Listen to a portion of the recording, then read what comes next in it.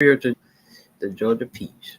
Hope all is well with you all this lovely Sunday evening.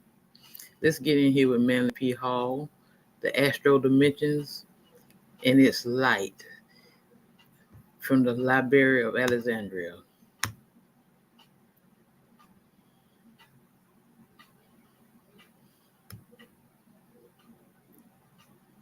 Man, practically innocent word. It really means essentially the effects of the stars, the convergence of star energies upon the atmosphere of the earth. We have a feeling of what they do when they affect us by astrology and by weather and by numerous meteorological reports. We are informed, at least in part, of starry influences. But the effect of these influences upon the Earth's subtle atmospheres became the basis of an elaborate structure in magical thinking. First of all, we have to follow the general pattern of antiquity in the discussion of the planet itself. Thanks for asking. We think of the planet Earth as merely as a son of balls surrounded by some atmosphere and floating in a great sea of space. This is not the way the ancients looked at it. They considered the planet to be based upon the same general pattern as the human being himself. Man has a physical body and he has invisible principles operating through it. To the ancients, the earth had invisible principles. The earth was not merely a lump. The earth was an organized structure, a structure that was capable of supporting life. I really haven't been doing too many live streams because I didn't mean to do that. From the heights of Masada, the defenders could see the Roman armies surrounding. I haven't been doing too many streams because I've been working. Got me a little gig, trying to get that paper. I'm doing pretty good. I'm off on the weekend, so I decided I'd do a little something today. I did a little small live stream last night, but I said I got to try to get these watch hours in. Man of the mind and the rest of nature was in existence only for man to tamper with. But this is not the way antiquity viewed it. The ancients were convinced that there was a tremendous vital power behind the physical form. Researches on the magnetic field of the human being have justified the realization that man also is both visible and invisible. The invisible part of man is sidereal. It is an energy field. It has its own memory. It has its own records. It has its own morality and ethics. And when a human being with his mind transgresses the ethics of the magnetic field, he gets sick. Because everything in nature is constantly laboring towards an equilibrium which will keep things as nearly in order as possible. So we look at the earth now as a kind of world with many levels. The Egyptians did the same thing. In the old tombs there are still old diagrams showing the levels of the planet and of the solar system and of all the invisible beings that dwell therein. The Tibetans and Buddhists had the seven heavens, and so did the Christians in the Apocalypse. All of these mysteries are now counted as merely aberrations. Well, some of them probably are aberrations, but what is an aberration? What is it that causes the individual to create fantasy? What is it that causes him to emotionalize every fact of his living? There has to be an emotional energy or he cannot do it. There has to be a mental energy or he cannot think. There has to be a vital energy or the body could not be repaired in case of sickness and the growth of the child would be impossible. So everywhere there is life behind the scenes. Now as soon as man began to recognize the possibility of life behind the scenes, he wanted to look at it, to find out about it, to do something with it. He was not content simply to live in a mystery. So he went to work. But unfortunately, he was not well equipped for the job. The energies which he was seeking to understand were also in himself, but he had never done anything with them in himself. He had never attempted to organize his own life and bring it in harmony with the universal purpose. He was determined to take this universal purpose and force it into harmony with his own purposes. So there was a conflict here, and out of this conflict, magic was one of the byproducts. It was one of the experimental structures in which the individual was attempting to understand the energies around him, moving through him, and variously conditioning him. Among other things, he discovered that his mind could control not only visible and physical thoughts, but invisible thoughts. The mind of the individual could create thoughts. And where are thoughts? What are they? How are they born? Do they live? How do they die? Here is something that we pass over. We don't even try to explain these things. We say we had an idea one morning. Where did it come from? Was it any good? How do we know that it came from us? Did we borrow it from somebody else? And is this idea useful or useless? Is it constructive or perverse? Is it helping something or hurting something? These problems we have no way of estimating except through the old esoteric doctrines that have descended to us from minds such as Paracelsus and Pythagoras.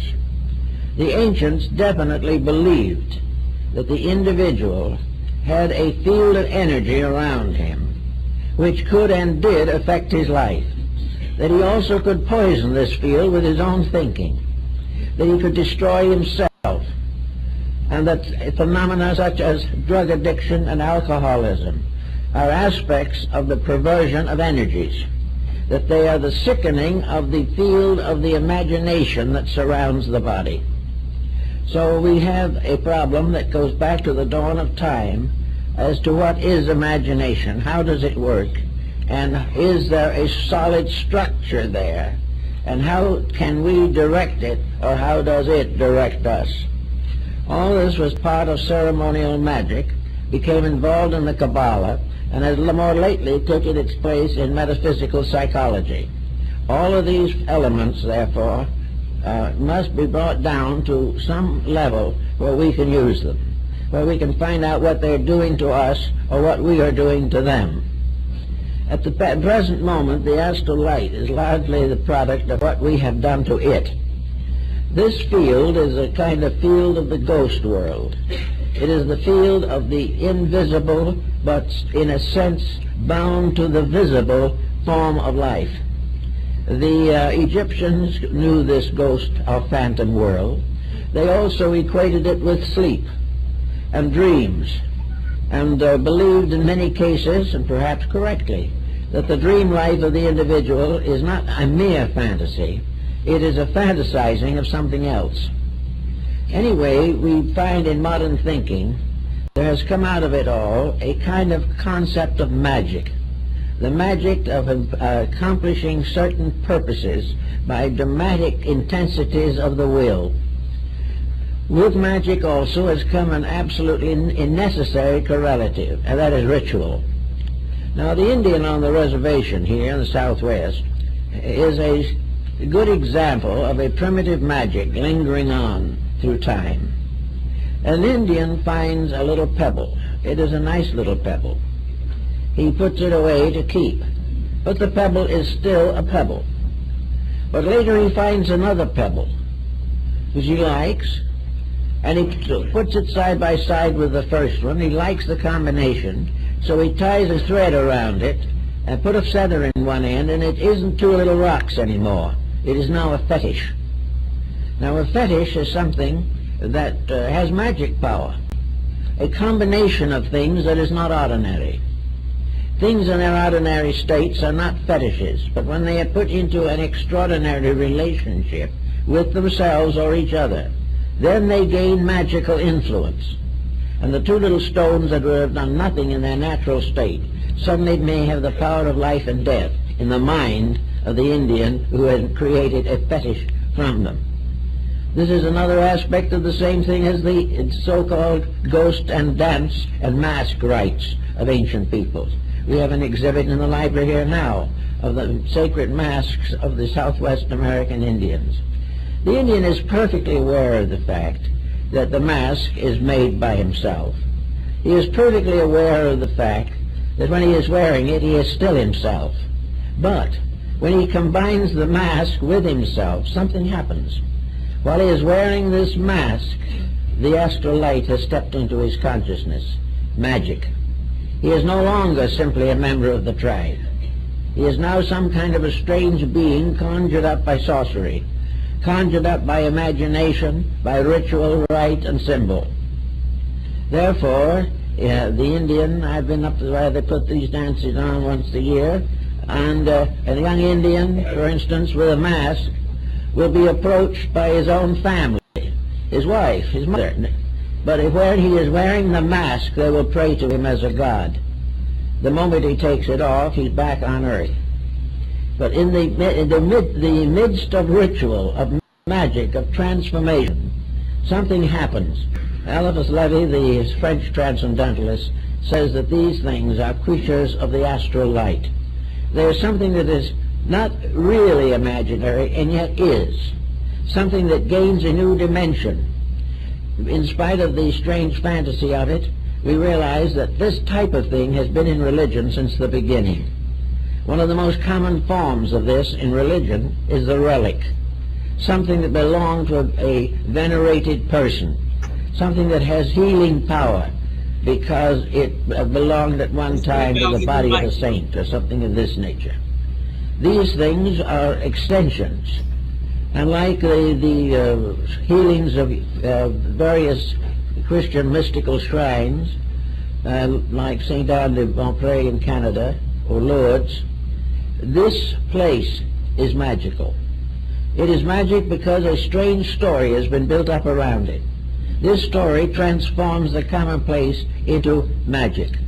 Magic of ritual, magic of sacred accounts, legends, lore, and all these things suddenly transform objects of common usage into things extremely uncommon, things possessing strange and secret powers. Now, where do these powers come from? In a sense, they must come from believing. If you did not believe in them, they would not exist. But what is it in the person that by believing can change his entire life?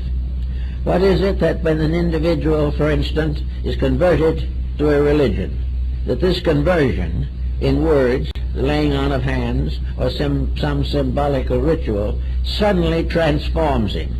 He has ceased to be a sinner and is becoming a saint. Some strange healing takes place from a source difficult to analyze. All these different mysteries seem to belong to an invisible realm that is very close to us, and which under certain conditions becomes available to us, a realm which perhaps we contact in sleep, in dreams, in nightmares, in trances, and under psychic pressures, as through a medium or something of this nature. There is some mysterious contact which suddenly changes the commonplace. It makes us believe things that in our more sober moments we would not believe. But whether they are sober moments or not, when they happen, even the skeptic is profoundly influenced. There is something around us that the ancients knew that changed things. And this probably came originally from the belief that the spirits of the ancestors remained close, and that the old tribal chief who had passed on still guarded his tribe. He also got unhappy if the tribe broke the rules. If they did something they shouldn't do, the old spirit haunts them, and they have to placate it by making offerings, prayers, ceremonies, and doing various things to counteract the disfavor that has arisen between themselves and their patron deities. So all the great pantheon of deities propitiated by rites and ceremonies and rituals are this is all very hard to explain, but beyond it all, and in spite of our uncertainties, it works. Something happens. And it is this something that happens that has been the subject of most ceremonial magic. That the commonplace under uncommon circumstances gains a new dimension of power, and that this power is available, that this power does operate, and that this power can profoundly influence the individual. Now there comes another point in this, is that to determine the degree of the power and to determine the way or means of the influence. To begin with, the influence rises from believing. Believing is something which leaves a person open to the unfamiliar and also makes possible the miracle. Without believing, the miracle is virtually impossible. But with believing, faith, and trust, with belief that it is possible, miracles of incredible proportions have occurred. There is no doubt in the world that there is a means or power by which the individual can attract certain forces or circumstances out of the strange mystery of the inner worlds which he inhabits. So we have to come now to the consideration of this structure of magic and how it really came into existence. I think we must first of all determine that behind the physical world there is a world of energies, and that these energies are stratified. That behind the physical body is an etheric energy, a kind of ether which permeates the body, and that much difficulty and sickness and sorrow and misery result from the defects which arise in the ether. The etheric body is attached to the physical body, largely in the area of the spleen, and the physical body is constantly energized from a certain definite structure. In other words, the energy that comes into the body of the individual is supposed to arise primarily from nutrition, from air, and from sidereal influences of one kind or another. Influences can also be communicated from one person to another, and an individual highly venerated has a much stronger effect upon others than one who is not so venerated. So all around us, believing is releasing, changing, moving energies. It is conditioning them for good or for bad. It is conditioning the bad conscience to face the probabilities of punishment.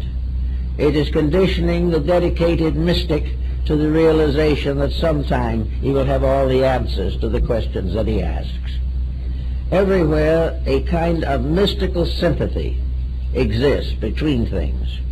And this mystical energy also relates to deity, for the most extreme and abstract of all problems is God. And God is the source of all life, and the universe is the structure through which this life is disseminated. Therefore, somewhere, whether we see it or not, is a great arterial system of energies.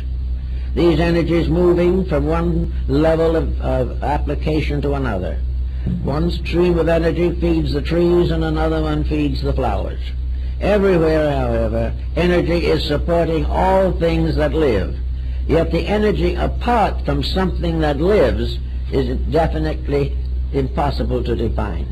Energy can only be known by what it does.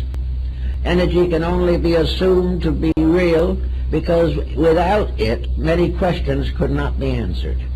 So we have an energy field of life. This energy field is part of the health of each person. The energy disseminating through the body moves through all of the circulatory systems. Some of this energy is in the tiniest cell or atom. Part of this energy gives us the power to think. Another part gives us the power to walk. All this energy of some kind is real. Now, we have long assumed, for example, that the body just takes care of itself, and if we feed it regularly, it'll take care of us. This is a complete lack of understanding, and it has very serious consequences, because it prevents us from cooperating consciously and intelligently with the energies which do supply us the necessary elements of health and survival. Therefore, somewhere in this pattern, there is an energy, a sea of it, a great ocean of it, which, like air itself, which may be its principal carrier, that fills all of these vacancies of space, exists in every creature, shares its reality and its power with the horse and the tiniest insect. Everything is supported and is alive because of a life principle in it. And this life principle is not sustained by food. It is not sustained by exercise. But its condition and its ability to function is largely influenced by the conduct of the creature that it inhabits. That this energy is universal, not only in its